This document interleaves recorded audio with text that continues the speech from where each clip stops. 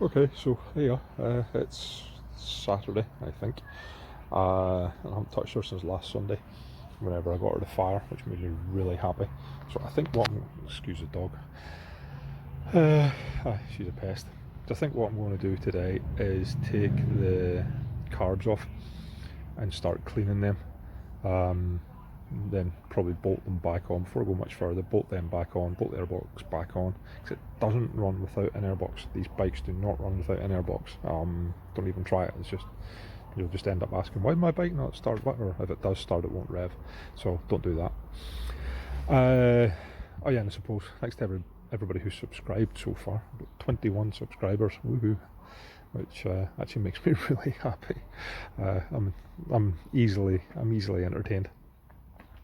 So if I take the to do this, and again as usual, this is me just starting, so looking at it, I've got the airbox, and the airbox is pretty tight, but the airbox appears to come back into and hold the battery, so I need to take the battery out, see what's underneath there. And then it looks as though all this stuff is bolted. I don't even know what that's called. Looks like an ECU of some description, or rectifier, whatever it happens to be. So take all that stuff off, take the airbox off, take the carbs off, give the carbs a really good clean, put it back in, whether I've got all that done today or not, because the carbs have to be cleaned one at a time. I'm not going to take them all apart and get all the bits mixed up, because apparently, and again got this, that's I talk about the Kawasaki GPZ600R riders group on Facebook. The mod in there, he gave a proper school day, but the carbs have different jets. 1 and 4 run on a 103 needle, and 2 and 3 run on 105 needles. And I asked why, because it kind of blew me away a little bit. But the reason for that is because we have more surface area exposed to the elements on 1 and 4, then they run cooler. So therefore Kawasaki decided to put larger jets, which apparently makes it run cooler, into 2 and 3.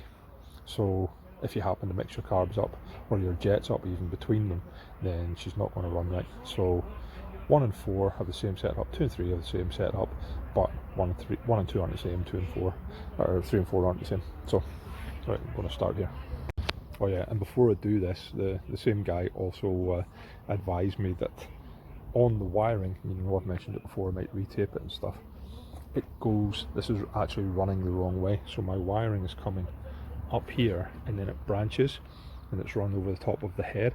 Well, I'm at this fork, this branch should be going across the engine and up behind the coil, so up round here. The way that this one goes up there, so this is running in completely the wrong direction. So just to point that out as well, because I know there's a couple of guys now who are refurbing their own bikes, and just to help them, that's not how your wiring should be. That is not standard. Okay, just a quick one. Whenever you're taking your battery off, it's a 10mm, and there's should also be a posi drive on the battery terminals themselves.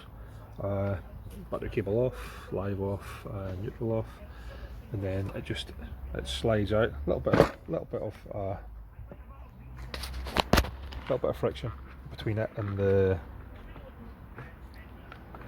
airbox, as you can see. But just pull the airbox forward and it'll come. Okay, I'm hunting around just the last few minutes trying to figure out how to get the airbox off. And what I've discovered is down here, behind that ignition module, there is, can we see it? Let's see if we can see it. There. There's a nut in there, there's a 10mm in there. Just right there. There's a 10mm there. And on this bike, surprise, surprise, It's let me see where I am now. Yeah, you can't see because of the shadow, unfortunately. Oh, there we can. Yeah, it's sheared. Surprise, surprise. So I'll need to take those off to start. Surprise, surprise. Yeah, just not a chance of that ever coming out. Doesn't matter what release oil or anything else you put on that, that was just never coming out. Okay, so that bolt's out, and now this is just wanting to come out. So I guess I'm going to have to either, I'm not sure if I take this off the carbs first, or if I'll take the carbs off the engine. One or two. I'll figure that out and I'll let you know. Well, for me, I'm going to do it this way. I've done the first two here, and just a little screwdriver in behind the springs, and they peel off. Nice and gentle, and they're off there. Let's see. Yeah, I'm going to play with it again here a wee bit. So as I'm taking it apart, I'm not that worried about how I do stuff. Obviously, I'm taking care. I'm being gentle, but it appears, put the hand, just give a little bit of force, and the airbox is splitting. 3.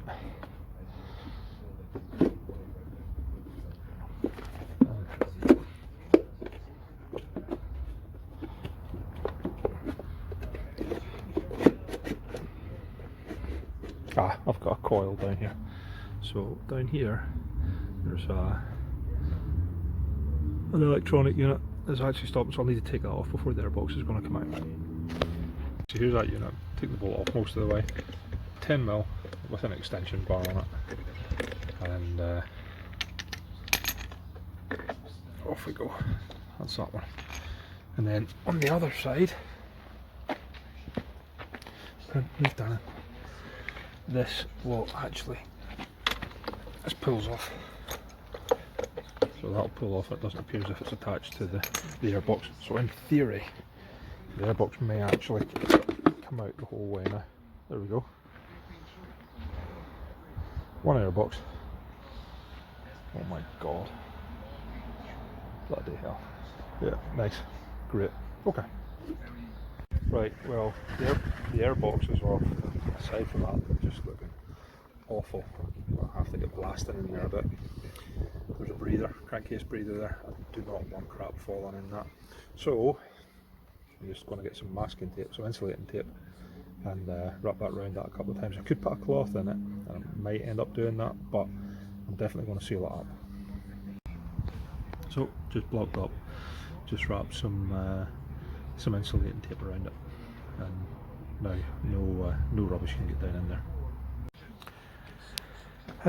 Right, before I take the carbs off, I've got the carb rubbers here, so I can either take it off from the engine. I'll see which screws will actually want to come off. So there's a screw down there that's accessible. Yeah, so I'll figure out which ones I want to take off.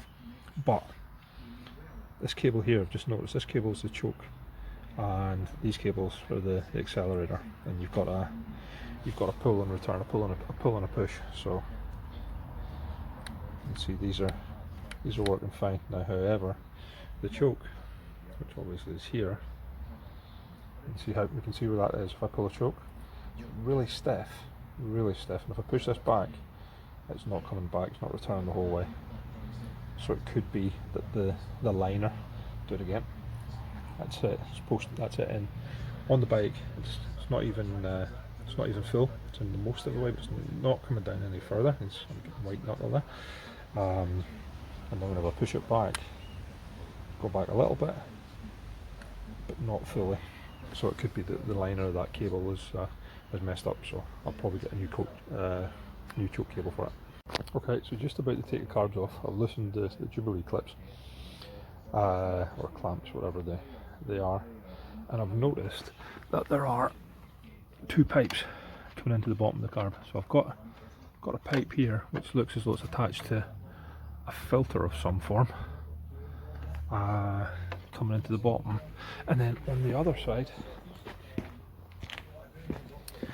there is another pipe, and this is on the same, it's attached on the same rail, and it's coming up through here, through another little filter,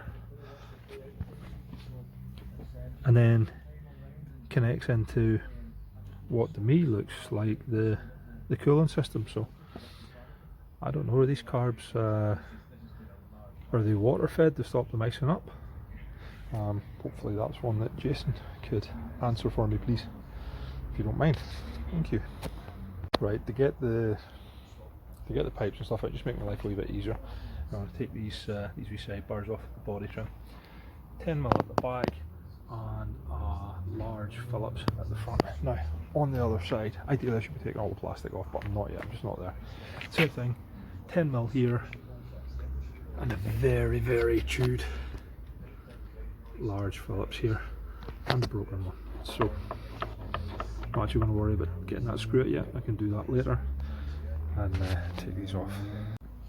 So that's these bits off, and once upon a time in its life that was chrome, so I need to see if I can get a new one of those. And yeah, that's buggered, so I'll have to try and pick up some spares. So if anybody happens to have a spare, send me a message in the forum or drop a line down below, whatever it happens to be. But yeah, I need to pick those up. And now, as you can see, I've got access to these pipes.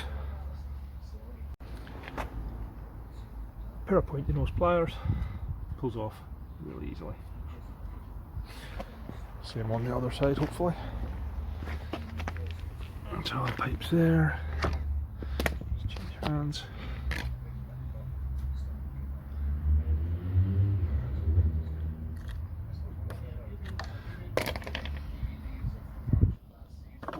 There we go. Off as easy as that. And hopefully that should be the carbs only actually left held on.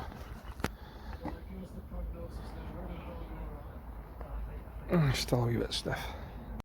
Right, taking the carbs off now. I'll just put these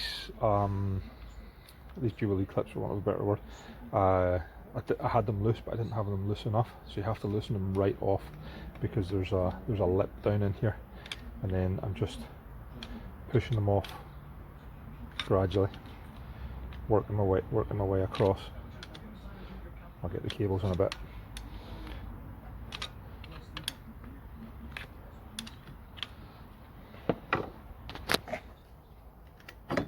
There we go.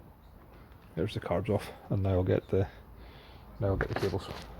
To get the cables off, you can see it's just there's a wee bolt, or not a bolt, a wee lug, wee solder lug on each side of these. But I'll have to be able to rotate the cable round enough, so I either have to pull this up or move the cable round. Either way, I need more slack than is actually available on the bike, so I'm going to adjust it right down, take out allow as much slack as possible by the adjuster nuts here. And if we look at these cables,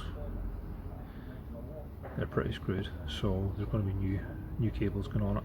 So if I wanted, really, I could just actually cut those with a pair of snips, but I'll see if I can get them off the polite way first. Okay, so the first one, I held the cable with a pair of long nose pliers, after I adjusted it, there was enough space to allow it to come off. And then the rear cable, so I guess that's actually the pull, when I open the carbs, we can see there that there's enough space that that'll actually come out. So I'll just pop a wee screwdriver in there and pull that out, and that'll be done.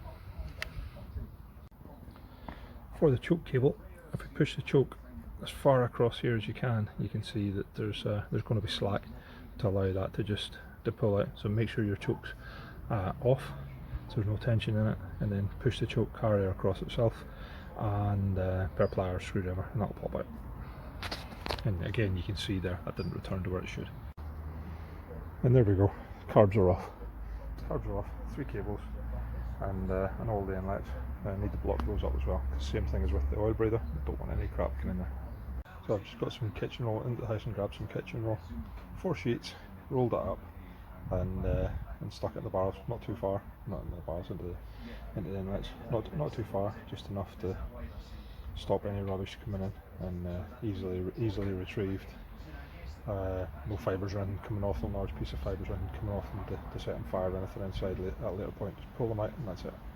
Yep, 6 bolts, and it just wants to drop, so whenever you put your hand on, whenever you're releasing the last bolt, make sure you're holding it tight.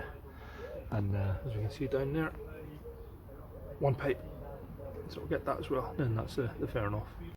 While I'm in around here and while I'm doing it, while it's dry as well on the ground, I'm going to take the lower fairing off, just for handiness for getting in around. Now, from memory, the reservoir, the radiator reservoir bottle, is mounted to the belly pan of the lower fairing. So I guess I'll just be taking these bolts off, and then at some point take a couple of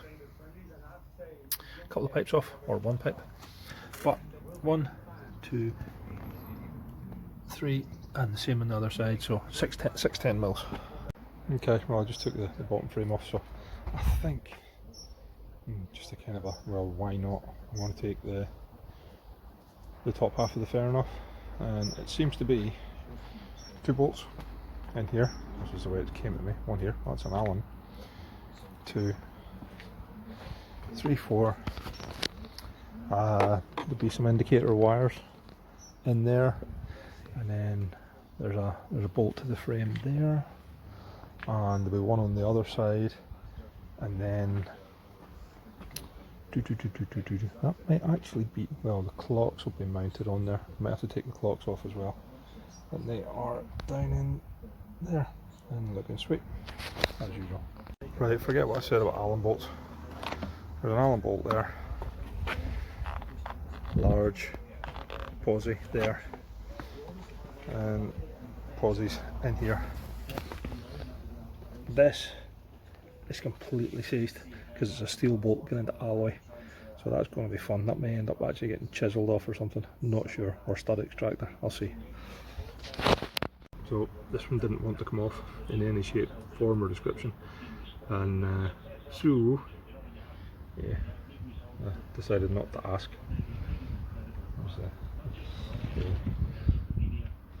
It's off now. With a bit of alloy underneath dead well, fine, but it wasn't coming off anyway, so it's off now.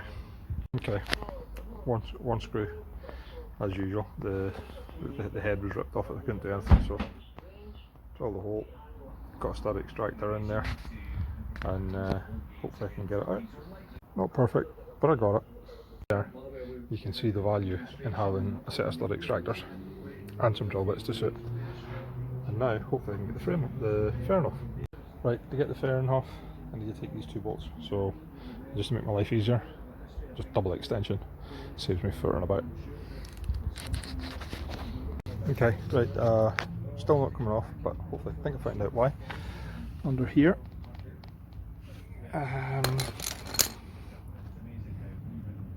up in there, 2 more 10 mils, 1 on each side. So just ease the frame forward. Gonna have to pull the headlamp bulb out, disconnect the indicators, and then it should be it. And that's it off. So lights for in there, indicator, side lamp, headlamp. And that's the fairing off. And that's her.